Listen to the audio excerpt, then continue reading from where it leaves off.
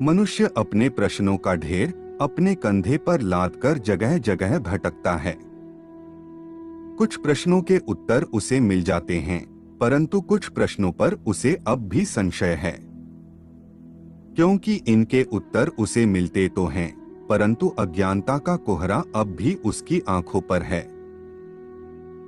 मनुष्य अपनी दिनचर्या में प्रतिदिन बहुत कुछ देखता व सुनता है, लेकिन उसे समझकर अपने जीवन में ढालने में वह असफल रहता है। ऐसा ही एक प्रश्न बहुत से व्यक्तियों की विडंबना बना हुआ है कि पुनर्जन्म क्या है और हमें पुनर्जन्म की स्मृतियां याद क्यों नहीं रहती। श्रीमद् भगवत गीता के अनुसार जो कुछ भी इस विषय में बताया गया है वह सब हम आपके समक्ष प्रस्तुत करेंगे। पुनर्जन्म से जुड़ा विषय जितना रोचक लगता है उतना ही यह रहस्यमय भी है। अगर किसी व्यक्ति से यह पूछा जाए कि क्या उसे उसका पिछला जन्म याद है, तो अधिकतर व्यक्तियों का उत्तर नहीं ही होगा। परंतु हमारे धर्म शास्त्रों व पुराणों में यह स्पष्ट रूप से वर्णित किया गया है कि पुनर्जन्म का अर्थ है कि जीवात्मा एक शरीर को छोड़कर दूसरा जन्म लेती है। महाभारत युद्ध के दौरान भगवान श्री कृष्ण अर्जुन से कहते हैं कि हे कुंती नंदन, तेरे और मेरे कई जन्म हो चुके हैं। बस अंतर यह है कि मुझे मेरे सारे जन्म याद है, लेकिन तुम्हें नहीं। तुम्हें नहीं याद होने के कारण तुम्हारे लिए यह संसार नया है और तुम फिर से आसक्ति पाले बैठे हो। वासांसी जीर्णानि यथा विहाय नवानि गृह्णाति नरो प्राणी तथा शरीराणि विहाय जीर्णा न्यन्यानि संयाति नवानि देहि। इसका भावार्थ है कि जैसे मनुष्य पुराने वस्त्रों को त्याग कर दूसरे नए वस्त्रों को ग्रहण करता है, वैसे ही जीवात्मा पुराने शरीर को त्याग कर दूसरे नए शरीर को प्राप्त होती है। हमारा यह शरीर पंच तत्वों से मिलकर बना है। आकाश, वायु, अग्नि, जल, धरती।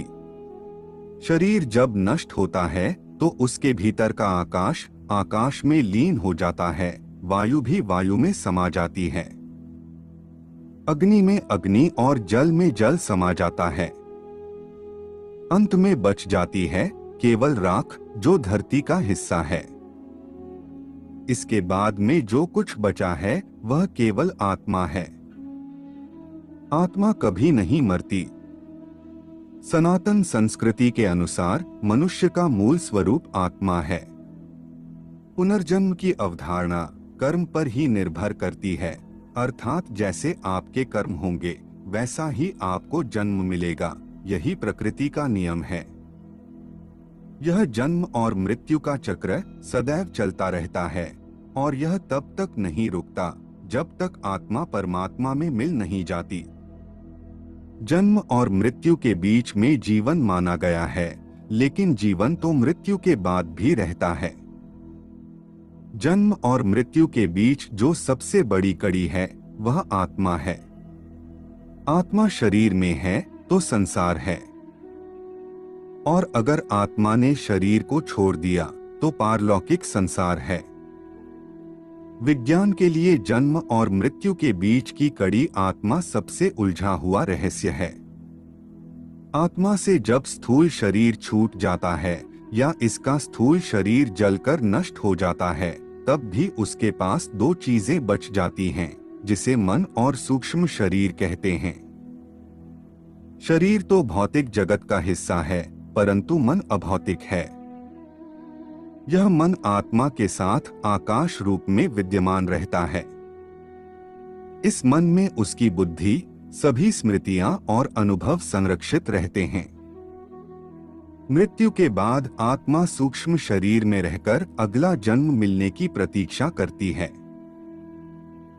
इस प्रतीक्षा में कुछ आत्मा भूत बनकर भटकती है, तो कुछ गहरी निद्रा की अवस्था में रहती है, कुछ पितृलोक चली जाती है और कुछ देवलोक। लेकिन सभी को फिर से धरती पर पुनः किसी जीव जंतु, पशु, पक्षी या मनुष्य की योनि प्राप्त करने के लिए लौटना होता है। जिसके जैसे कर्म और विचार होते हैं, वैसी ही योनि उसे मिलती है। जन्म, मृत्यु और फिर से जन्म। यह चक्र तब तक चलता रहता है जब तक कि आत्मा मोक्ष प्राप्त न कर ले। कर्म और पुनर्जन्म एक दूसरे से जुड़े हुए हैं।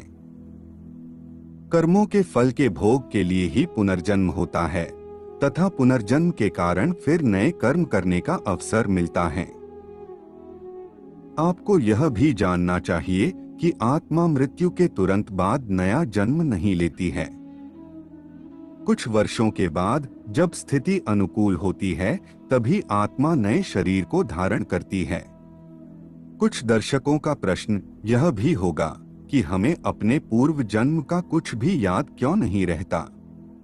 इस विषय में भी पुराणों में स्पष्ट रूप से वर्णित किया गया है कि जब तक शिशु मां के गर्भ में रहता है तब तक उसे अपना पिछला जन्म याद रहता है, परंतु गर्भ में होने वाली पीड़ा व दुख से शिशु अत्यंत भयभीत हो जाता है और उसकी पिछली सभी स्मृतियां नष्ट हो जाती हैं। माता के गर्भ से अलग होते समय होने वाली पीड़ा से शिशु पूर्ण रूप से ज्ञान रहित हो जाता है और वह इस सांसारिक मोह में आकर जोर जोर से रोने लगता है। इसके अतिरिक्त जीवात्मा की स्मृतियां नष्ट करने हेतु दाह संस्कार के समय कपाल क्रिया भी की जाती है। इस क्रिया के अंतर्गत मृतक के कपाल यानी सिर पर बांस के डंडे से जोर से मारा जाता है। इससे वह अपनी सभी स्मृतियों को भूलकर मोह को त्याग कर अपनी आगे की यात्रा को सुखमय बनाता है। आज के लिए केवल इतना ही। जाने से पूर्व वीडियो को लाइक करें व चैनल को सब्सक्राइब अवश्य करें। तब तक के लिए जय जय श्री राम।